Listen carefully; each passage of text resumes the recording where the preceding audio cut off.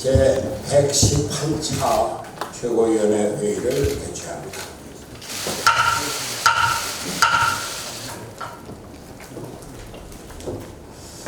지난 10일 대법원이 우리 당의 김수민 의원과 박선수 의원에 대한 의혹 사건에 대해 유죄 판결을 확정했습니다. 3필 규정이고 진실이 규명된 것을 크게 환영합니다. 김수민 의원을 축하드립니다. 3년이라는 시간 동안 말 못할 고초를 겪은 두 의원에게 축하와 위로의 뜻을 전합니다. 우리는 이 사건을 통해서 정치 개혁을 가로막는 기득권 세력의 방자한 자세를 똑똑히 확인할 수 있었습니다. 우병우 수석이 지휘하던 검찰은 수사를 시작한 지 한 달도 지나지 않아 관련 당직자를 구속하는 등 편파 수사를 자행했습니다. 조국 당시 서울대 교수 등 민주당의 논객들은 제3당 죽이기에 앞장섰습니다. 거대 양당의 적대적 공생에 의해 새정치를 열망하며 제3당을 탄생시킨 국민의 열망이 그 시작부터 짓밟힌 것입니다. 문재인 정권 역시 그와 같은 악습의 고리를 끊을 의지를 보이지 않아 우려스럽습니다.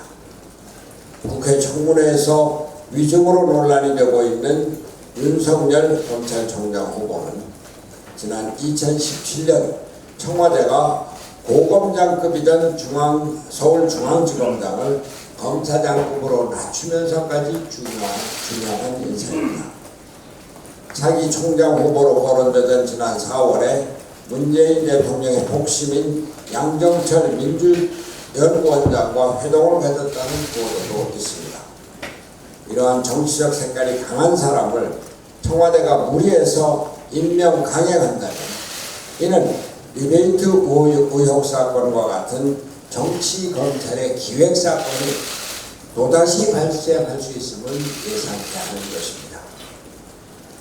바른미래당은 무죄가 밝혀진 이번 사건의 가장 큰 피해자로서 문재인 대통령에게 당부하고 싶습니다.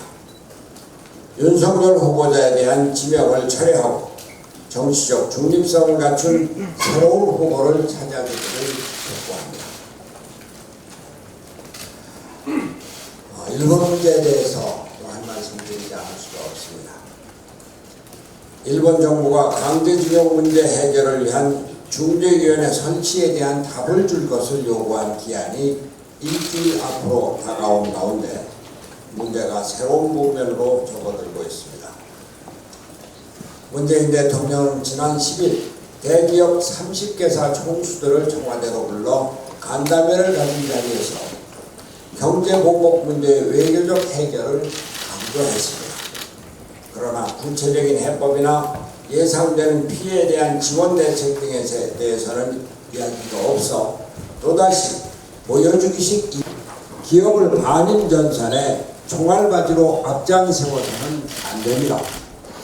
한일 간의 갈등은 정부가 외교적으로 풀어야 할 문제입니다. 문제의 본질에 대한 정부의 명확한 해법이 제시되어야 합니다. 물론 일본의 경제보복은 잘못되었고 철회되어야 합니다. 이 문제를 안보 갈등으로 끌고 가려는 아베 총리와 일본 고위층의 태도는 질타받아야 마땅합니다. 그러나 한국 정부는 징용자 배상 판결로 얘기된 갈등을 그 원점에서부터 해결하려는 모습을 보여주어야 할 것입니다. 마침 이낙연 국무총리가 일본 특사에 대한 질문에 부정을 하지 않고 청와대도 특사 파견에 융통성 있는 태도를 보이고 있다고 합니다. 제가 말씀드렸듯이 일본에 대한 특사 파견은 이제 국민 감정이나 도덕적 우위를 부합할 문제가 아닙니다. 이낙연 총리가 동남아 순방 계획이 잡혀 있어서 어려움이 있겠지만 일본 통일 이 총리 자신이 일본에 특사로 가서 문제의 본질을 파악하고 그 해결에 나서는 것도 좋은 방법일 것입니다. 문재인 정부가 김현종 국가안보실 2차장과 김이상 외교부 양자 경제외교국장을 미국에 보낸 데 이어서 유명희 통상교섭본부장도 다음 주 방미하여 미 정부의 주요 인사들을 만날 예정이라고 합니다. 정부가 외교적 해결을 위해 다각적으로 노력하는 점은 평가할 만합니다. 그러나 가장 중요한 것은 당사자 간의 문제 해결입니다. 다시 말하지만 문제의 발단이 된 징용자 배상 판결에 대해 대한민국과 일본이 이해하고 합의할 수 있는 해결책을 강구하는 것이 첫째입니다.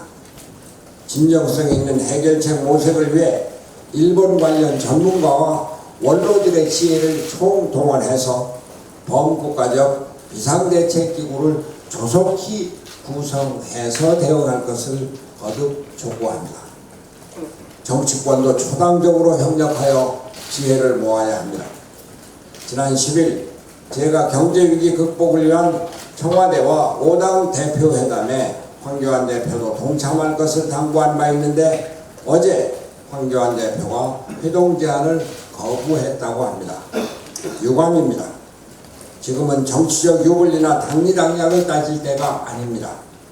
글로벌 신용평가사인 스탠더드 앤 푸어스 S&P가 한국 대기업의 신용도가 부정적 사이클에 진입했다는 평가를 내놓았답니다.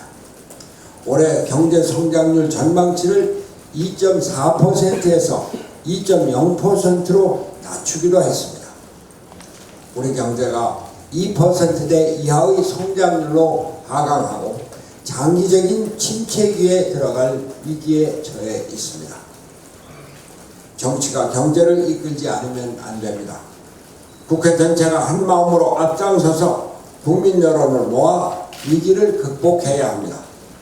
일본의 경제 보복으로 인해 걱정과 불안에 휩싸여 있는 우리 국민을 생각해서라도 황교안 대표가 전향적인 자세로 나서기를 거듭 촉구합니다. 이상입니다.